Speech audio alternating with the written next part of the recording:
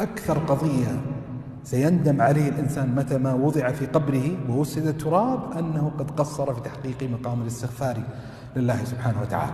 فهذا ما يتعلق بالجانب الكمي، مراجعة النفس في كمية الاستغفار، في كمية ذكر الله سبحانه وتعالى. عبودية الذكر من أغرب العبوديات، هي من أسهل العبوديات من جهة معينة، لأنها لا تستدعي من الإنسان تفصيلا في طقوس وأشياء كثيرة معينة، لا يستطيع الإنسان إلا أن يحرك لسانه ذاكرا لله عز وجل، لكنها من أكثر العبودية تقصيرا في حيواتنا.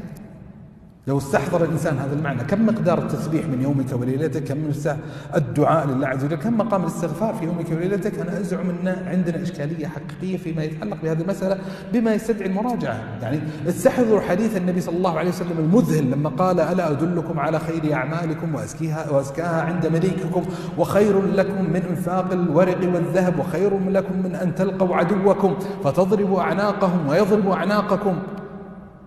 أنت الحين لما تصل إلى منتهى هذا الحديث، قضية الجهاد، وليس الجهاد فقط، جهاد يستشهد فيه الإنسان.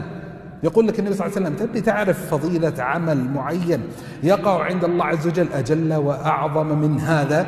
قالوا: بلى يا رسول الله. فقال: ذكر الله.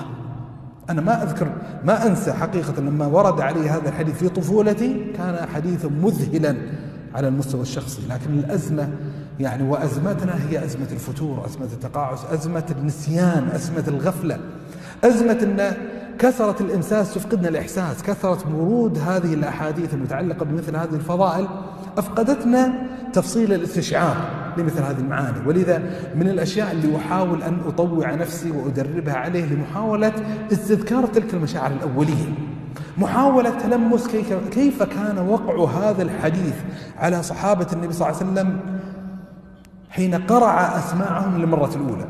يعني تخيلوا هذا المعنى الشرعي كان غائبا ليس موجودا، النبي صلى الله عليه وسلم الآن يبين لهم هذا الحديث. كيف تتوقعون ابتهاج صحابة النبي صلى الله عليه وسلم بهذه العبودية؟ يستحضر الإنسان هذه اللقطة، هذه الشهادة، يحاول من خلالها أن يحيي مواتا وقع في قلبه